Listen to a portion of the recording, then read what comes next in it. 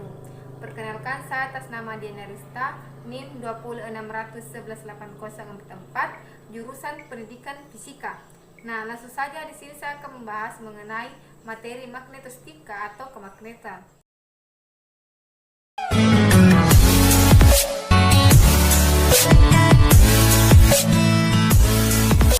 Di sini di magnetostika saya akan membahas dua materi, yaitu tentang muatan dalam medan magnet dan kedua yaitu partikel dalam medan magnet.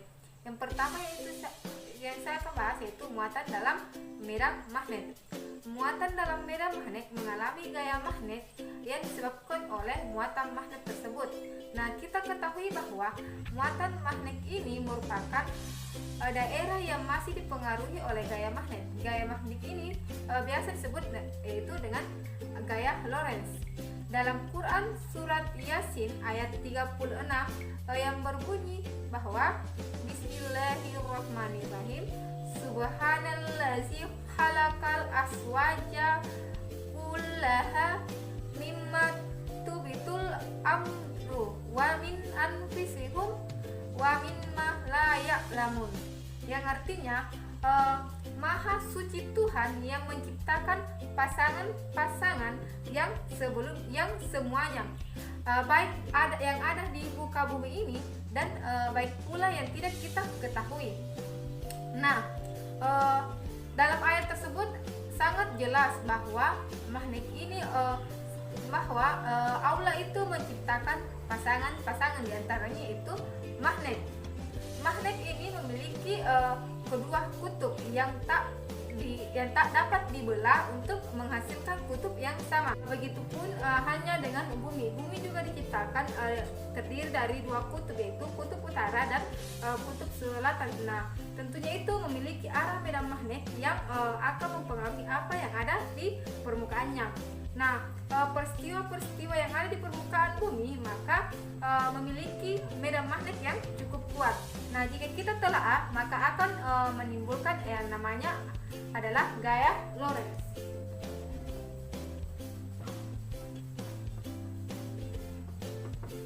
Nah, gaya Lorentz ini merupakan besaran vektor. Jadi, besaran yang memiliki arah. Nah, bagaimana cara menentukan arah gaya Lorentz? Yaitu dengan cara menggunakan kaidah tangan kanan. Misalnya saya gambarkan seperti ini. Misalnya kaidah tangan kanan, yaitu di sini arah gaya Lorentz, di sini D, medan magnet, di sini kecepatan. Nah, misalnya kita menggunakan kaidah tangan kanan, maka keempat jari-jari kita itu menunjukkan arah medan magnet dan ibu jari kita itu menunjukkan arah kecepatan, sedangkan telapak tangan kita ini menunjukkan arah gaya Lorentz. Nah, ketika di soal diketahui adalah muatan negatif atau elektron, maka arah gaya Lorentz-nya itu ditunjukkan pada punggung tangan. Nah, bukan lagi di telapak kaki, tapi tetap di punggung tangan. Nah, untuk mencari gaya Lorentz-nya itu dengan cara itu F sama dengan muatan dikali kecepatan dikali medan magnet sin theta. Sin theta di sini yang dimaksud yaitu kecepatan sudut antara kecepatan dan medan. Nah, kalau misalnya sin 90 derajat diketahui, maka F-nya itu sama dengan Q F D sama dengan sin 90 derajat. Maka hasil akhirnya itu P sama dengan Q kecepatan dikali medan dikali medan magnet. Nah, jika sudut kecepatan dan medan magnet sama dengan 90 derajat, maka yang terjadi adalah partikelnya itu, ini partikel, ini kecepatannya akan membentuk sebuah lintasan. Nah, biasanya kalau benda di sini yang memiliki kecepatan biasanya akan membentuk lintasan lingkaran. Nah, di sini gaya pada lintasan lingkaran ini ada dua gaya yang bekerja, yaitu gaya Lorentz dengan gaya sentripetal.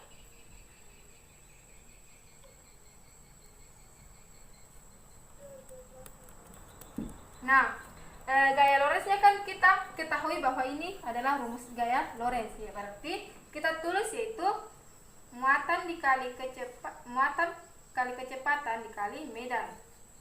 Nah, yang akan rumus dari gaya sentripetal yaitu massa per kecepatan kuadrat per R. Nah, di sini ada F dan di sini juga ada kecepatan, maka bisa dihapus satu. Nah, yang akan dicari yaitu jari-jari, kan ini berbentuk lingkaran, maka yang akan dicari yaitu jari-jari. Jadi R sama dengan massa per kecepatan per Q dikali medan. Nah, karena ini adalah berbentuk lingkaran, maka kita dapat mengetahui jari-jari lintasan atau proton atau elektron yang masuk ke dalam medan magnet. Nah, ini digunakan rumus apabila dikatakan lintasannya itu berbentuk, ini digunakan rumus. Nah, apabila lintasannya itu menggunakan lintasan lingkaran yang membentuk jari-jari. Jadi, kalau ada lintasan yang berbentuk jari-jari atau berbentuk lingkaran, maka yang digunakan persamaannya itu adalah gaya Lorentz sama dengan gaya sentripetal. Nah, bagaimana kalau misalnya kita kecepatannya itu dan medan magnetnya itu tidak 90 derajat, maka akan terjadi yang namanya lintasan spiral yang biasanya itu kita tidak hitung. Selanjutnya saya akan melanjutkan materi kedua, yaitu tentang partikel dalam medan magnet. Apabila sebuah partikel bermuatan akan melewati suatu medan magnet, maka partikel tersebut akan dipengaruhi oleh gaya magnetik yang arahnya itu tegak lurus dengan medan magnetik. Partikel yang bermuatan pada medan magnet apa saja, yaitu ada elektron, ada bisa juga proton dan bahkan ion-ion. Contohnya pada partikel bermuatan medan magnet ini ada pada speaker atau pengeras suara. Speaker ini prinsipnya itu bekerja dengan cara gaya Lorentz, yaitu komponen dasar pengeras itu terdiri dari sebuah kerucut kertas yang bersambung dengan sebuah kumparan suara. Akan ada gaya Lorentz yang disebabkan oleh magnet permanen. Nah, besar kecilnya itu tergantung pada arus yang dihasilkan oleh terminal pengeras suara, sehingga akan menyebabkan maju mundurnya kerucut kertas yang menumbuhkan udara sehingga dihasilkan gelombang-gelombang bunyi sesuai dengan frekuensi pengeras suara. Nah, akan mengalir arus terminal pengeras menuju kumparan suara, sehingga di dalam kumparan akan ada partikel, atau partikel ini menggunakan elektron yang berbeda di dalam medan magnet. Partikel elektron yang berada di medan magnet akan mengalami yang namanya gaya Lorentz yang dapat menimbulkan maju atau mundurnya kerucut kertas, sehingga elektron-elektron yang ada di sekitar kerucut bertumbukan dengan udara yang mengakibatkan itu akan ada yang namanya gelombang bunyi. Pada partikel bermuatan medan magnet itu ada yang namanya lintasan. Lintasan ini ada 3. Yang pertama yaitu lurus, lintasan lurus. Yang kedua yaitu spiral.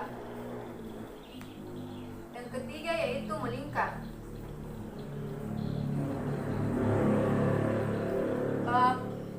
Lintasan muatan yang bergerak di dalam medan magnet itu ternyata lintasannya itu bergerak dalam medan magnet. Nanti itu bergantung kepada besaran dari sudut yang bergantung pada nilai alfa. Misalnya nanti alfanya itu sebagai sudut kecepatan dan medan magnet. Kalau alfanya itu sama dengan 0, maka itu berarti gaya magnetnya itu sama dengan dengan 0. Di sini itu berlaku lintasan lurus karena tidak ada gaya Lorentz yang bekerja. Kalau nilai sudutnya itu di antara 0 derajat sampai 90 derajat, spiral itu 0 derajat sampai 90 derajat, maka nanti lintasannya itu berbentuk lintasan spiral. Nah, kalau pada lintasan melingkar, saya tadi sudah jelaskan, pada lintasan melingkar itu kalau alfanya itu sama dengan 90 derajat. Alfanya itu sama dengan 90 derajat. Nah, disebut lintasan melingkar ketika sebuah partikel bergerak dengan arah kecepatan yang tegak lurus terhadap arah medan magnet. Lintasan partikel akan bergerak melingkar. Dalam hal ini, gaya magnet yang pada partikel berfungsi sebagai gaya sentripetal yang membelokkan arah partikel setiap saat. Mungkin itu yang bisa saya sampaikan mengenai materi magnetistika tentang muatan dalam medan magnet dan partikel dalam medan magnet. Sekian, wassalamualaikum warahmatullahi wabarakatuh.